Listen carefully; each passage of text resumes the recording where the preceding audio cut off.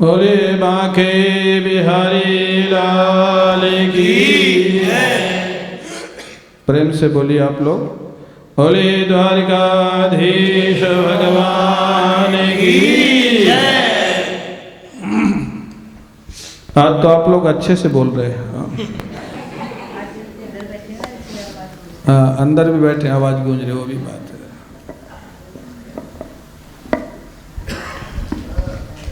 श्रीमद् भागवत का 8वां स्कंध, जिसका नाम है मनवंतर स्कंध।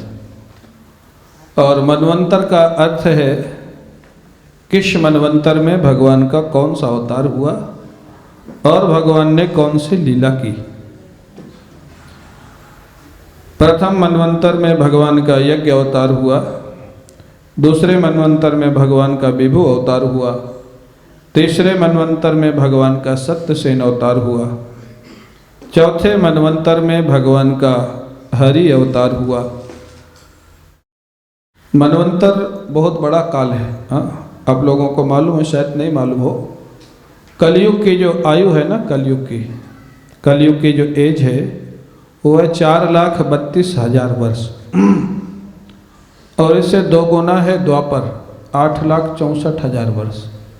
और 3 गुना है त्रेता, 12,96,000 वर्ष। और इससे 4 गुना है सतयुग। और चारों को मिला करके 43,20,000 वर्ष होता है जब एक बार चारों युग बीत जाते हैं। और ये चारों युग जब महाराज ये जो मनवंतर है ना, चारों युग 71 बार बीत जाए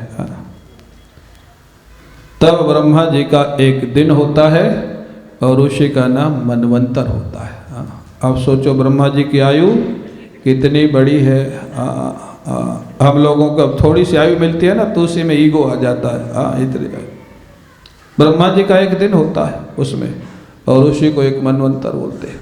महाराज 71 बार जब चतुर्युग बीत जाए एक मनवंतर, और इस प्रकार से उसको मनवंतर बोलते हैं। तो कहते हैं चौथे मनवंतर में भगवान का हरि अवतार। हरि अवतार में भगवान ने ग्राह के फंदे से गजेंद्र की रक्षा की। ग्राह माने जानते आप लोग? ग्राह जानते? गुजराती में क्या बोलते हैं? हाँ, मगरमच्छ, क्रोकोडाइल जानते हैं? क्या बोलते हैं यहाँ? मगर। हाँ, तो मगर के फंदे से हाथी को छुड़ाया। गजेंद्र माने हाथी। राजा ने पूछा, महाराज भगवान का अवतार मनुष्यों के लिए होता है, भक्तों के लिए होता है, ये मगर और हाथी के लिए भगवान का अवतार हुआ, ये बड़ी कोई विलक्षण घटना होगी, जरूर सुनाइए। सुखदेव जी ने कहा, राजन त्रिकूट नाम का एक विशाल पहाड़ था, क्षीर सागर से घिरा हुआ। उसकी तलहटी में एक बड़ा सुंदर उपवन है, एक सुंदर सरोवर है। सरोवर में कमल खिले हैं, कमल में भ्रमर गुंजार करते हैं। बड़ा सुंदर, जिसको आप बोलते हैं ना प्राकृतिक सौंदर्य, हाँ, नेचर ब्यूटी। तो प्राकृतिक सौंदर्य बहुत सुंदर है वहाँ पर। देवताओं की अप्सराएं भी कभी कभी वहाँ आती हैं क्रीड़ा करने के लिए, खेलने के लिए। वहीं पर ये हाथी रहता है। हाथी अपने परिवार के साथ रहता है, बड़ा शक्तिशाली। जंगल के सभी जानवर, यहाँ तक कि सिंह, बाघ, ये सब हाथी से डरते थे, इतना शक्तिशाली था। एक दिन की बात है, मध्याह्न का समय था, दोपहर का समय, प्यास लगी। परिवार के साथ ये सरोवर में प्रवेश किया, पानी पिया, जल पिया, और जल एक दूसरे के ऊपर फेंकने लग गए, खेलने लग गए। उसी सरोवर में वो मगरमच्छ रहता है, ग्राह। वो धीरे धीरे हाथी को पैर पकड़ने के लिए धीरे धीरे उसके पास आ रहा है, लेकिन वो तो मस्ती में मस्त है, परिवार वालों के साथ खेल रहा है। बोले किस तरह? जैसे किसी तरह से गृहस्थ के धीरे धीरे पास में काल आता रहता है और उसको पता नहीं लगता है। हाँ, अचानक चला जाता, अरे कल तो मिले थे हमको, कल तो हमारी बात हुई थी। हाँ, अरे वो तो पहले से आ रहा था काल, लेकिन हमको पता नहीं लग रहा था, कब किसका काल कब आ जाए ये पता नहीं लगता है। वो मगरमच्छ ने हाथी का पैर पकड़ लिया जोर से, भयंकर युद्ध होने लग गया। हाथी ने बहुत ताकत लगाई लेकिन सफल नहीं हुआ। परिवार वालों ने बहुत सहायता की लेकिन सफल नहीं हुए। तब हाथी पिछले जन्म का भगवान का भक्त था, भगवान की याद आती है। जब दोनों सहारे टूट गए, परिवार वालों का सहारा और अपनी शक्ति का सहारा, दोनों सहारे टूट जाए, भगवान की याद करो, भगवान आपकी सहायता करेंगे। लेकिन हाथी ने जैसे याद किया। एक महात्मा बड़ी सुंदर बात कहते थे, बोले भगवान की लाइन, भगवान की फ़ोन लाइन मिलाना हो ना तो उसमें ISD कोड लगाना पड़ता है। जैसे अमेरिका बात करना हो तो 00 या प्लस लगाना पड़ता है। ऐसे भगवान का फ़ोन लगाना हो तो ISD कोड में 00 लगाना पड़ता है। बोले 00 क्या है? बोले एक अपनी शक्ति का भरोसा टूट जाए, 1 0, और दूसरा परिवार वालों की शक्ति का भरोसा टूट जाए, उस अवस्था में हृदय से भगवान को पुकारोगे तो आपकी लाइन मिल जाएगी और भगवान सहायता के लिए आ जाएंगे महाराज। ऐसे गजेंद्र ने पुकारा। गजेंद्र स्तुति का पाठ शायद आप लोग करते होंगे। गजेंद्र ने एक बार किया था और भगवान आ गए, और हम लोग रोज करते हैं। भगवान आते नहीं आते हैं, क्योंकि 00 हम नहीं लगाते। गजेंद्र ने जो लगाया था ना वो हम नहीं लगाते हैं। 00 लगा के करे तो भगवान आ जाएंगे। बड़ी सुंदर स्तुति करता है गजेंद्र। ओम नमो भगवते तस्मै यतये तच्चिदात्मकं पुरुषाय दिवीजाय परेशाय विधीमहि यस्मिन्निदं यतश्चेदं येनेदं य इदं स्वयं योऽस्मात् परस्माच्च परः तं प्रपद्ये स्वयं भुवम्। हे प्रभु, मैं आपके चरणों में बारंबार प्रणाम करता हूँ। आपसे ही ये दुनिया बनी है, आप में ही रहती है, आप में ही लीन हो जाती है, आप ही दुनिया के रूप में दिखाई दे रहे हैं। ऐसे परमात्मा मेरे को मालूम है आप निर्गुण निराकार हैं, लेकिन भक्तों पर कृपा करके आप सगुण साकार भी हो जाते हैं। आप कृपा करो और मेरे को ये मगरमच्छ के फंदे से छुड़ाओ, ग्रह के फंदे से छुड़ाओ। भगवान ने व्याकुल दशा में गजेंद्र की प्रार्थना सुनी। गजेंद्र पूरा पानी में डूब चुका है, उसका केवल सूंड बचा हुआ है, पूरा शरीर डूब चुका है। भगवान गरुड़ पर सवार होकर के आते हैं। गजेंद्र ने कमल का फूल उसी सरोवर से तोड़ा और भगवान को समर्पित कर दिया। इस समय में और कुछ करने लायक नहीं रहा, सारी शक्ति का अभिमान टूट चुका है। बड़ा शक्तिशाली था। भगवान ने सुदर्शन चक्र का प्रहार किया और मगरमच्छ का मुख बीच से फाड़ दिया और गजेंद्र का सूंड पकड़ करके जल से बाहर निकाल लेते हैं। बोलिए भक्तवत्सल भगवान की जय। बाहर निकाल लिया। हाथी का स्पर्श होते ही शरीर छूट गया, वो अपने दिव्य रूप में प्रकट हो गया। गजेंद्र का भी शरीर छूट गया, वो भी दिव्य रूप में प्रकट हो गया। लेकिन हमारे गुरुजी कहते हैं पहले उद्धार किसका हुआ? जिसने भगवान को पुकारा उसका हुआ, या जिसने भक्त के चरणों को पकड़ा उसका हुआ। गजेंद्र का उद्धार हुआ बाद में और ग्राह का उद्धार हुआ पहले। ग्राह ने गजेंद्र के चरणों को पकड़ा था, भक्त के चरणों को। गजेंद्र ने भगवान को पुकारा था। माने भगवान भी अपने जल्दी उद्धार नहीं करते जितना उद्धार अपने भक्त के भक्त का करते हैं। संत के चरण पकड़ लो, संत का आश्रय ले लो, भगवान प्रसन्न हो जाते हैं। लेकिन इसका अर्थ मत लगा लेना कि मगरमच्छ के जैसे पैर पकड़ लो, संत का पैर पकड़ के खींचने लग जाओ कि भगवान आ जाएंगे। ऐसा अर्थ नहीं लगाना। तो महाराज संत की सेवा, भगवान के भक्तों की सेवा, दोनों का उद्धार होता है। भगवान दोनों को अपनों को धाम भेज देते हैं। 5वें मनवंतर में भगवान का वैकुंठ अवतार हुआ। लक्ष्मी जी ने प्रार्थना की, प्रभु वैकुंठ में बहुत लोग आते जाते हैं, आपने सबको छूट दे रखी है, मेरे लिए एक वैकुंठ और बना दीजिए। लक्ष्मी जी की प्रार्थना से विष्णु भगवान ने एक वैकुंठ और बनाया। वैकुंठ 2 हैं, एक नारायण का वैकुंठ, एक रमा वैकुंठ। माने पत्नी अगर कोई उचित मांग करती है, निवेदन करती है, तो पति को पूरा अवश्य करना चाहिए। विष्णु भगवान ने लक्ष्मी जी के लिए एक अलग वैकुंठ का निर्माण किया। 6वें मनवंतर में भगवान का अजय अवतार हुआ, जिसमें समुद्र मंथन करा करके अमृत निकाला और देवताओं को पिला दिया, दैत्यों को नहीं मिला। राजा परीक्षित ने कहा, महाराज जब समुद्र मंथन हुआ तो खाली देवता ही कैसे पिए, दैत्यों को कैसे नहीं मिला, आप सुनाइए। बोले दैत्यों ने देवताओं का स्वर्ग छीन लिया था। देवता लोग बड़े परेशान थे, भगवान की प्रार्थना किया, भगवान प्रकट हुए और देवताओं को बड़ी सुंदर उपदेश देते। देखो छल नीति का उपदेश यहाँ पर देते। हाँ, छल, भगवान छल नीति का उपदेश देते। भागवत वो भी है। हाँ, हंत ब्रह्मन् अहो शंभो हे देवा मम भासितम् शृणुता वहिता सर्वे श्रेयो स्याद्यथा सुराः अनयोऽपि हि सन्धेयाः सतिकार्यार्थ गौरवे अहिमूषकवत देवाः ह्यर्थस्य पदवीं गतैः। हे देवताओं, मेरी बात को ध्यान से सुनो।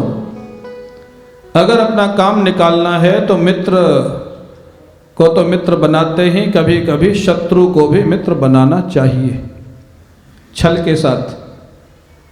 आप लोगों के मन में बात आ रही होगी, ये बात तो लोग अपने आप सीख जाते हैं, भागवत में सिखाने की क्या जरूरत है।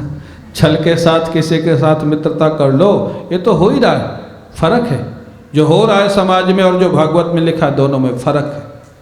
भागवत में भगवान ने छल नीति का उपदेश किया, किस लिए? देवताओं की संपत्ति को दैत्यों ने छीन लिया था। अपनी संपत्ति वापस लेने के लिए अगर न्याय से मिले तो न्याय से लो और छल से मिले तो छल से लो। दूसरी की संपत्ति छीनने के लिए जो छल का प्रयोग होता है वो पाप है।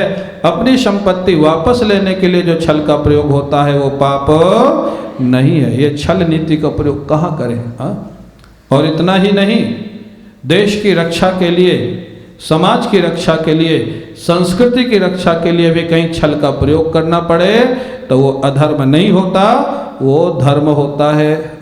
मान लो पाकिस्तान की सेना अपने यहाँ घुसावे तो आप उसका सामना ईमानदार बन के करोगे या जैसे होगा वैसे करोगे? कभी ईमानदार कभी छल, दोनों करके करना पड़ेगा। और दूसरी बात, महाभारत का युद्ध हुआ, आप लोग सब जानते हैं। महाभारत का युद्ध होने से पहले धर्म युद्ध घोषित था, इसमें कोई छल नहीं होगा, धर्म युद्ध। लेकिन कौरव सेना के तीनों सेनापति भीष्म पितामह, द्रोणाचार्य और कर्ण, ये तीनों ईमानदारी से हटाए गए कि छल से हटाए गए? क्यों भाई, कैसे हटाए गए? छल से। और वो छल की योजना बनाने वाले कौन थे? भगवान कृष्ण। भीष्म पितामह से कह दिया आप कैसे हटोगे? बोले शिखंडी को बैठा लो। उन्हीं से पूछ लिया। हाँ, ये छल नहीं था क्या? द्रोणाचार्य को झूठा कहला दिया, अश्वत्थामा मारा गया। हाँ, युधिष्ठिर से कहला दिया। जब अश्वत्थामा ने आधा वाक्य बोला युधिष्ठिर जी ने तो पीछे शंख बजा दिया। हाँ, द्रोणाचार्य को भी छल से हटाया। कर्ण का जब रथ जमीन पे चला गया तब अर्जुन को आदेश दिया मारो इसको, जबकि धर्म युद्ध में ऐसा नहीं है। धर्म युद्ध में कोई योद्धा निहत्था हो गया हो उसको मारना अधर्म है। कर्ण ने कहा ये तो अधर्म है। कृष्ण तुम क्या कह रहे हो? श्री कृष्ण ने कहा कर्ण, तुम्हारे ऊपर आफत आ गई तब तुम धर्म की दुहाई देते हो। जिस समय द्रौपदी का चीरहरण हो रहा था उस समय तुम बैठे थे, तब तुम्हारा धर्म कहाँ गया था? जिस समय अभिमन्यु को मारा गया था चक्रव्यूह में फंसा करके, तुम भी वहाँ पर थे, तब तुम्हारा धर्म कहाँ गया था? जिस समय भीमसेन को विष देने की योजना बनी थी तब तुम लोगों का धर्म कहाँ गया था? पांडवों को जलाने की योजना बनी थी तब तुम्हारा धर्म कहाँ गया था? कर्ण चुप हो गया, कोई जवाब नहीं था। हाँ, तो इसलिए धर्मात्मा का सामना करो धर्म के द्वारा और दुष्ट का सामना करो धर्म से होए तो धर्म से करो और छल से होए तो छल से करो। हाँ, ये सिद्धांत है। तो शास्त्र छल करना नहीं सिखाता, ध्यान रखना। शास्त्र धर्म की स्थापना करना सिखाता है। धर्म की स्थापना किसी तरह से हो, संस्कृति की रक्षा किसी तरह से हो, देश की रक्षा किसी तरह से हो, वो धर्म से हो तो धर्म से और छल से हो तो छल से। देवताओं को आदेश दे दिया मित्रता कर लो, छल के साथ मित्रता करो। काम बन जाए तब मित्रता छोड़ देना। देवता लोग मित्रता कर लिए बलि से। बलि ने कहा क्या करना है? बोले समुद्र मंथन करेंगे, अमृत निकलेगा, दोनों लोग पिएंगे और अमर हो जाएंगे। बलि बड़ा प्रसन्न, हम लोग तो चाहते हैं कि अमर हो जाए। समुद्र मंथन प्रारंभ होता है। हाँ, कच्छप भगवान के रूप में भगवान प्रकट हो गए, उनके पीठ पर मंदरगिरी को रख करके मंथन प्रारंभ हो जाता है। बोलिए कच्छप भगवान की, कच्छप भगवान की। बड़े जोर से मंथन हुआ। बड़े जोर से जब भयंकर मंथन हुआ, सबसे पहले समुद्र मंथन से क्या निकला? क्या निकला? विष निकला। हाँ, कोई भी अच्छा काम करोगे प्रारंभ में उसमें बाधा आएगी, व्यवधान आएगी। जो घबरा जाएगा वो अच्छा काम नहीं कर सकता है। घबराना नहीं चाहिए, उसका सामना करना चाहिए। हाँ, विष निकला, हलाहल विष निकला। अब सारे देवता, मंथन बंद हो गया, सब लोग जलने लग गए। इतनी ज्वाला थी हलाहल विष में। भगवान शंकर के पास पहुंचते हैं, प्रार्थना किया, देवाधिदेव आप कृपा करो, ये विष से हमारी रक्षा करो। आप विष को पान कर सकते हैं, आप पान नहीं करेंगे तो सारा संसार भस्म हो जाएगा। भगवान शंकर जानते थे विष पान करके पचा सकते हैं, लेकिन शास्त्र में लिखा है कोई बड़ा काम करना हो तो गृहस्थ को, पति पत्नी को सलाह करके करना चाहिए। कोई बड़ा निर्णय लेना हो, बड़ा काम करना हो, भगवान विष पान करना, इतना भयंकर विष। भगवान शंकर ने पार्वती जी से पूछा, पार्वती मैं विष पान करूं कि ना करूं? पार्वती जी के सामने बड़ी समस्या। कोई पति अपनी पत्नी से पूछे कि मैं विष पान करूं कि ना करूं, पत्नी क्या बोलेगी? क्या बोलेगी? ना बोलेगी ना। आप लोग कुछ बोल नहीं रहे हो। अगर पति पूछे कि मैं विष पान करूं कि नहीं करूं तो क्या बोलेंगे? ना बोलेंगे ना। कोई ज़्यादा ही समस्या हो तो भले हाँ बोल दे, वो अलग बात। लेकिन पार्वती जी के सामने समस्या है। वो पार्वती जी ना भी नहीं बोल सकती, हाँ भी नहीं बोल सकती। ना बोले तो दुनिया जल जाएगी, और हाँ बोले तो पातिव्रत धर्म जाता है। हाँ, पार्वती जी के सामने कितना धर्म संकट। भगवान शंकर बड़े विनोदी हैं, देख रहे थे पार्वती जी क्या बोलती। हाँ, पूछा विष पान कर लूं कि नहीं करूं? पार्वती जी ने हाथ जोड़े, सिर नीचे को कर लिया, ना हाँ कहा ना कहा। भगवान शंकर समझ गए, ना भी नहीं कह सकती, हाँ भी नहीं कह सकती। भगवान का ध्यान किया, और ध्यान करके भगवान शंकर ने विषपान कर लिया। विषपान करके अब अंदर ले जाएं तो भगवान बैठे, उनको तकलीफ होगी। मुख में रखें तो भगवान की कथा कैसे करेंगे? उन्होंने बीच में रोक लिया, कंठ में रोक लिया। भगवान शंकर का कंठ नील वर्ण का हो गया, और तभी से उनका नाम पड़ गया नीलकंठ भगवान। बोलिए नीलकंठ भगवान की। हाँ, अब विष की समस्या समाप्त हो गई। महाराज समुद्र मंथन फिर हुआ। कामधेनु गैया निकली, ऋषियों ने ले लिया। उच्चैश्रवा घोड़ा निकला, बलि ने ले लिया। ऐरावत हाथी निकला, इंद्र ने ले लिया। कौस्तुभ मणि निकली, भगवान विष्णु ने ले लिया। और जोर से मंथन हुआ। ततश्चाविरभूत साक्षात श्री रमा भगवत परा, रंजयन्ते दिशा कांत्या विद्युत सौदामिनी यथा। सारी दिशाओं को प्रकाशित करती हुई समुद्र के बीच से लक्ष्मी जी प्रकट हो जाती हैं। बोलिए लक्ष्मी मैया की। लक्ष्मी जी जैसे प्रकट हुई, समुद्र मंथन फिर बंद हो गया। क्यों? सब लोग कहते हैं लक्ष्मी हम लेंगे। ये लक्ष्मी जी का झगड़ा बहुत पुराना है। लक्ष्मी जी को लेके झगड़ा जब से प्रकट हुई तब से हो रहा है। और आज भी हो रहा है। जितने झगड़े सब लक्ष्मी जी को लेके, नारायण को लेके कोई झगड़ा नहीं है। समुद्र मंथन बंद, लक्ष्मी हम लेंगे। अब जब सभी चाहने लग गए तो झगड़ा। एक निर्णय हुआ, लक्ष्मी जी को कमल की माला दे दो, सब लोग लाइन में बैठ जाओ। लक्ष्मी जी जिसके गले में माला डाल दें वही लक्ष्मी जी को लेगा। अब ध्यान से सुनना, आप लोग व्यापारी हो ना। लक्ष्मी जी कहाँ रहती? हमेशा कहाँ रहती? लक्ष्मी जी कमल की माला लेके तैयार होती। सब लोग लाइन से बैठ गए। सबसे पहला देखा नूनम तपो यस्य न मनु निर्जया। पहले देखा दुर्वासा जी बैठे, बड़े तपस्वी हैं, बड़ी शक्ति है इनमें, बड़ी सिद्धियां हैं। लक्ष्मी जी देखा लेकिन क्रोधी बहुत हैं। इनको जयमाला पहनाऊंगी, पति बनाऊंगी तो रोज ही झगड़ा होगा। बड़े क्रोधी, बड़ा गुस्सा आता है। माने जिसको गुस्सा ज़्यादा आता है उसके पास लक्ष्मी जी नहीं रहती। व्यापारी को ज़्यादा गुस्सा नहीं आना चाहिए। व्यापारी को नरम होना चाहिए। व्यापारी को कोमल होना चाहिए, मीठा बोलना चाहिए, तभी वो व्यापार में आगे बढ़ेगा। हाँ, व्यापारी को गुस्सा नहीं करना चाहिए और आगे बढ़े। महाराज देवराज इंद्र बैठे, इंद्र है तो स्वर्ग का राजा। लक्ष्मी जी ने देखा स्वर्ग का राजा, इसको पहना दूं माला। फिर विचार किया, कोई भी दैत्य आता है स्वर्ग पे आक्रमण करता है, इंद्र भाग खड़ा होता है। जब ये भागेगा तो मेरे को भी भागना पड़ेगा, रोज ही भागना पड़ेगा। ये बड़ा डरपोक है, इसको भी मैं माला। हाँ, माने जो कायर व्यक्ति है वो भी व्यापार में सफल नहीं होता। हाँ, साहस होना चाहिए, विल पावर होना चाहिए। जोखिम लेने के लिए विल पावर की जरूरत होती है। हाँ, डरता ही रहेगा, ये हो जाएगा, ये हो जाएगा, ये हो जाएगा, तो कुछ नहीं कर पाएगा। वहाँ भी नहीं पहनाया और आगे बढ़े। महाराज शनकादि बैठे हैं, विरक्त महात्मा, उनको लक्ष्मी जी चाहिए ही नहीं। लक्ष्मी जी ने उनको भी माला नहीं पहनाई। क्यों? विरक्त महात्माओं को पैसा दो, वो फेंक देंगे। उनके पास भी लक्ष्मी नहीं रहती। और आगे लक्ष्मी जी बड़ी, भोले बाबा बैठे। हाँ, शंकर जी, ओ महाराज भभूत लगाए, बाघंबर पहने।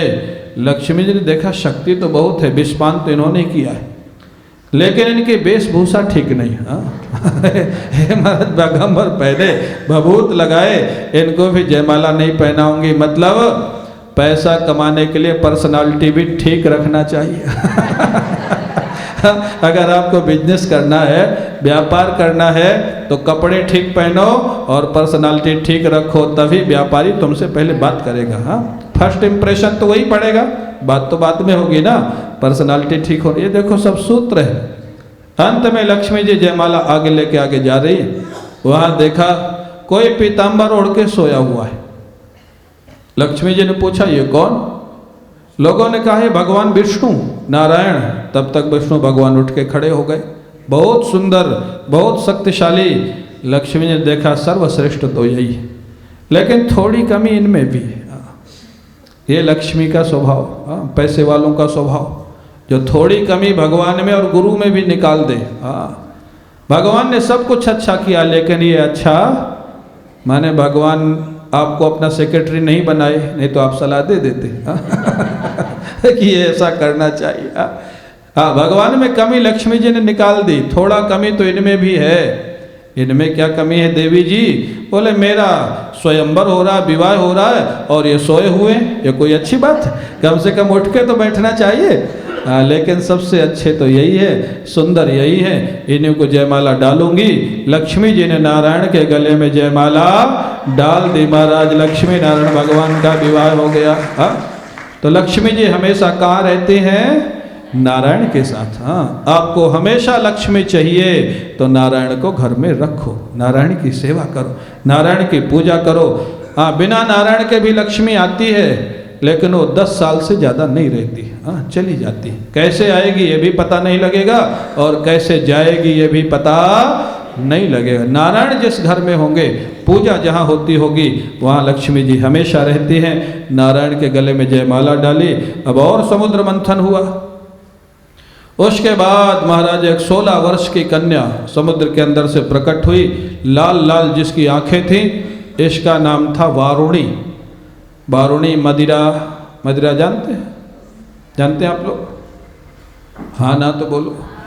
शराब गुजरात में तो बैन है ना, लेकिन लोग बताते हैं सबसे ज़्यादा यहीं आती है। बैन है फिर भी हाँ सबसे ज़्यादा यहीं आती है। महाराज चोरी चोरी आती है, क्योंकि यहाँ चोर ठाकुर रहता है ना गुजरात में। रण छोड़ रहा तो यहाँ चोरी चोरी आती है। तो शराब जब निकली समुद्र से, वो भी निकली, तो आप जानते फिर क्या हुआ? हाँ, दैत्यों ने कहा हम लेंगे, देवताओं ने कहा तुम ले लो, तुम्हारे काम की है ये। हाँ, तो जो शराब पी हुए वो कौन है? देवता की दैत्य? यहाँ तो कोई नहीं पीते होंगे ना। हाँ, दैत्य मत बोलना, नहीं बाहर झगड़ा करेंगे तो। हाँ, तो महाराज शराब दैत्यों ने ले ली। और जब महाराज मंथन हुआ, अमृत कलश लेकर के धन्वंतरी प्रकट हुए। बोलिए धन्वंतरी भगवान की। अमृत कलश छीन लिया दैत्यों ने, झगड़ा होने लग गया। अब महाराज अमृत को बचाने के लिए विष्णु भगवान तुरंत एक सुंदर देवी का रूप धारण करते हैं, जिनका नाम था मोहिनी भगवान। बोलिए मोहिनी भगवान की। दैत्य लोग मोहिनी भगवान को देख के मोहित हो जाते हैं, आप कौन हैं, कहाँ जा रही हैं, हमसे झगड़ा हो गया देवताओं के साथ, हम लोग भाई भाई, हमारा बंटवारा करा दो। मोहिनी भगवान ने अमृत कलश ले लिया, दैत्यों से कहा जाओ समुद्र में स्नान करके आओ, तब अमृत पीना तो फायदा करेगा। स्नान कराने भेज दिया, देवताओं को कहा जल्दी पंक्ति में बैठ जाओ। इधर दैत्य बैठा दिए, इधर देवता बैठा दिए। अब देवताओं को महाराज अमृत पिलाने लग गए जल्दी जल्दी। दैत्यों ने देखा है तो उधर ही खत्म कर देंगे, इधर आएगा ही नहीं। एक दैत्य देवता बन के दो सूर्य चंद्र के बीच में बैठ गया। सूर्य चंद्र ने इशारा कर दिया है तो दैत्य है, तब तक भगवान पिला चुके थे। भगवान ने सुदर्शन चक्र का स्मरण किया, उसका गला काट दिया, लेकिन वो मरा नहीं, अमृत पी लिया था। राहु और केतु दो हो गया। हाँ, अब महाराज सुदर्शन चक्र को जैसे ही देखा दैत्यों ने, हाँ हड़कंप मच गया, ये कोई मोहिनी भगवान नहीं है। हाँ, सुदर्शन चक्र तो विष्णु भगवान के हाथ में रहता है, ये इसके हाथ में कैसे आया, ये छल किया है, ये मोहिनी नहीं मोहना है, विष्णु भगवान है, पकड़ो इसको। महाराज हल्ला मच गया, हाँ झगड़ा होने लग गया। गरुड़ जी पे बैठ करके विष्णु भगवान चले गए, भयंकर युद्ध हुआ देवता दैत्यों में, दैवासुर संग्राम। देवताओं ने अमृत पी लिया था, दैत्यों को मार डाला। बलि का सिंहासन रथ तोड़ दिया और उसको महाराज वज्र मार करके उसका प्राणांत कर दिया। शुक्राचार्य जी महाराज बलि को ले जाते, संजीवनी विद्या का प्रयोग करके बलि को जीवित करते, बलि से यज्ञ करवाते हैं। सुंदर रथ मिलता है, घोड़े मिलते हैं, अस्त्र शस्त्र मिलते हैं, शंख मिलता है, सुंदर माला मिलती है। बलि तुरंत शक्ति से संपन्न होकर के स्वर्ग में फिर जा करके शंख बजा देता है युद्ध का। देवताओं ने कहा महाराज अभी अभी तो हम लोग मार के आए, ये फिर कहाँ से आ गया? बोले गुरु जी ने कृपा कर दी, वो जीवित हो गया। हाँ, बोले अब हम क्या करें? बोले तुम लोग भाग जाओ। अब कुछ नहीं कर सकते हो, भाग जाओ। इंद्र ने कहा भाग तो जाएंगे, वो तो हमारा रोज का अभ्यास है। रोज ही भागना पड़ता है, लेकिन हम लौट के कब आएंगे ये बताइए, वापस स्वर्ग हमको कब मिलेगा? बृहस्पति जी ने कहा, देवताओं के गुरु ने, जब ये बलि जिस गुरु की कृपा से इसने इतनी शक्ति पाई है, अपने गुरु की बात नहीं मानेगा, तब तुमको वापस आने को मिलेगा। अब हमारा देवता गुफाओं में, कंदराओं में बड़ा कष्ट का हमारा सहन करते हुए घूमने लग गए। देवताओं की माँ है दिति, अदिति। दैत्यों की माँ दिति, देवताओं की माँ अदिति। अदिति बड़ी दुखी होती हैं। कश्यप जी ने उनको आशीर्वाद दिया, 12 दिन का अनुष्ठान कराया और अदिति माँ के गर्भ में साक्षात भगवान प्रवेश करते हैं। महाराज अदिति माँ ने भगवान से प्रार्थना की, प्रभु एक ही मेरी प्रार्थना है, मेरे जो बच्चों का ये छीना हुआ स्वर्ग है इनको वापस मिल जाए। अदिति माँ से प्रभु ने कहा तुम चिंता मत करो, तुम अपने पति को मेरा रूप मान करके सेवा करो और मैं तुम्हारे यहाँ स्वयं बेटा बन करके आऊँगा। हाँ, तो पति को क्या मानना चाहिए? भगवान का रूप मानना चाहिए कि नहीं? हाँ ना तो बोलो। बड़ी मुश्किल से बोल रहे हो आप लोग। पति को भगवान का रूप मानना चाहिए, भागवत में लिखा है। मैंने एक जगह ऐसे पूछा, तो जैसे आप तो सब हैं, कुछ नहीं बोल रहे। एक शहर की महिला थी, पढ़ी लिखी थी, वो बोल दी कथा में, बोले हम पति को भगवान का रूप नहीं मान सकते। मैंने कहा क्यों? मैंने कहा तुम घर में भगवान की पूजा करती हो, मूर्ति रखे हो, उनको भगवान मानती हो, तो इनको क्यों नहीं मान सकती? बोले वो मूर्ति कम से कम शांत तो बैठी रहती है। बोले इनको तो भगवान नहीं मानते तो ही परेशान करते, भगवान मानेंगे तो और तंग करेंगे। तो एक महाराज, ये जो ज़्यादा पढ़ाई है ना, अगर संस्कार न होए तो ये पढ़ाई कभी कभी बड़ा नुकसान करती है। तो पति को क्या मानना चाहिए? फिर नहीं बोल रहे आप लोग। पति को परमेश्वर मानना चाहिए, मानना चाहिए कि नहीं? बोलो। हाँ, मानना चाहिए। अब कल से झगड़ा मत करना। जितने यहाँ पति लोग बैठे हैं आप लोग खुश हो जाओ, अब कथा का लाभ आपको मिलेगा। कल से आपके साथ झगड़ा नहीं होगा। क्यों मनु भाई? नहीं होता ना? हाँ, होता ही नहीं है तो बहुत ही अच्छा है। तो महाराज बोले पति को मेरा रूप मानो, मैं स्वयं तुम्हारे पुत्र के रूप में आऊँगा। भाद्रपद का महीना था, शुक्ल पक्ष था, द्वादशी तिथि थी, जिसको हम लोग बामन द्वादशी कहते हैं। दोपहर का समय था, मध्याह्न का समय, आकाश में देवता लोग प्रतीक्षा कर रहे थे। उसी समय अदिति माँ के गर्भ से शंख चक्र गदा पद्म लिए हुए भगवान नारायण प्रकट हो जाते हैं। बोले नारायण भगवान की, नारायण भगवान की, नारायण भगवान की। नारायण भगवान के अदिति ने और कश्यप जी ने आराधना की, पूजन किया। पूजन करके प्रार्थना किया, प्रभु आप साक्षात भगवान है, हमको मालूम है, लेकिन आप बच्चे बन जाइए जिससे हमको बच्चे बनने का आनंद मिले। उनकी प्रार्थना से भगवान नारायण उनके देखते देखते 52 अंगुल के छोटे से वामन भगवान बन जाते हैं। बोलिए वामन भगवान की, वामन भगवान की। वामन भगवान बहुत छोटे क्यों थे? 52 अंगुल के, बहुत छोटे से। बोले क्यों? भगवान ने दिखाया, भगवान भी अगर कहीं मांगने के लिए जाएंगे तो छोटा बनना पड़ेगा। भगवान भी जब मांगते हैं तो छोटे बन जाते हैं, जब देते हैं तो बड़े बन जाते हैं। जीवन में याद रखना, मांगने वाला हमेशा छोटा होता है और देने वाला हमेशा बड़ा होता है। जहाँ तक हो सके मांगने का काम मत करना, मांगना का काम अच्छा नहीं। वामन भगवान इसलिए छोटे बन करके आते हैं। वामन भगवान का पूजन संपन्न होता है। अब महाराज वामन भगवान का आगमन होगा। तालियों के साथ स्वागत करें वामन भगवान का, जोरदार तालियों के साथ।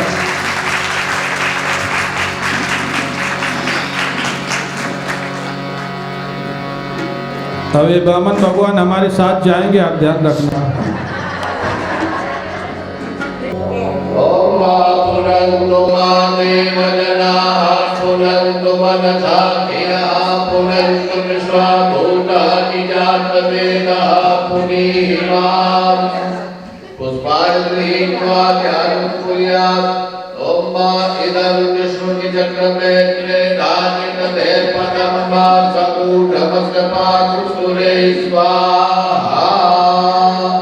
भगवती विष्णवे नमः। ओम त्रिविक्रमाय नमः। ओम वामनाय नमः। ओम मधुसूदनाय नमः। पाद्याधिकं पूजयामि। ओम मातृपादो नमोदय पुरुषः पादो देहा भवपुरः ततो विभन्नग्रामशासनानसने ततो विरागजाय विराजो अधिपूर्वः सजातो अर्चरिष्यत पश्चात् भूतिमथो पुराः भगवान् संभृतं प्रकटाच्यं मां पशुस्ताश्चक्रे वाय हाथ लगाइए, हाथ। ग्राम्याश्च चेतसमाचम्यां सर्वभूतरजः निजतिलिरे छन्दाखनत्वादिन्द्रस्वां बृहस्पतिः तथैवो राजा विद्वान्यस्माकमुच्यत अक्षरवीमदञ्जहवप्रिया अधुकता अशोकतस्वभानवो विप्रा मतिलो जानन्विन्वते हरि ओं हरि प्रतिनो धर्मात्मभवति प्रसुवरि अश्वा इव वेरुधा पारैष्णवः नमस्करोमि ससङ्गचक्रं सकरीतकुण्डलं नवीनवस्त्रं सरसीरुहेश्वरं सहारवक्षस्थलकौस्तुभश्रियं नमामि विश्वरूपचतुर्भुजाम्।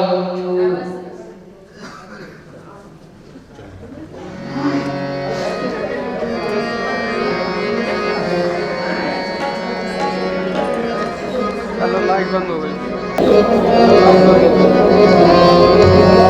लगा। ओम भगवती पुराण नमः। ओम पापकाटः सरस्वती वाजे देवाजिनी पते यज्ञमस्तु वधूर्धाधिष्ठात्रिदेवतायै नमः। ध्यानार्थे पुष्पाणि समर्पयामि सर्वामेश्वराकृतभिरिच्यत। भगवती पुराण पुरुषोत्तमाय नमः। गीतानि उपकल्प्यानि द्रव्याणि समर्पयामि पुराण पुरुषोत्तमाय नमः। वेदांत विद्याय नमः निगमागम प्रतिपाद्याय नमः भगवते त्रिविक्रमाय नमः ओम गुरुर्ब्रह्मा गुरुर्विष्णु गुरुर्साक्षात् परब्रह्म तस्मै श्री गुरवे नमः अखण्डमण्डलाकारं व्याप्तं येन चराचरं सर्वं दर्शितं येन गुरवे नमः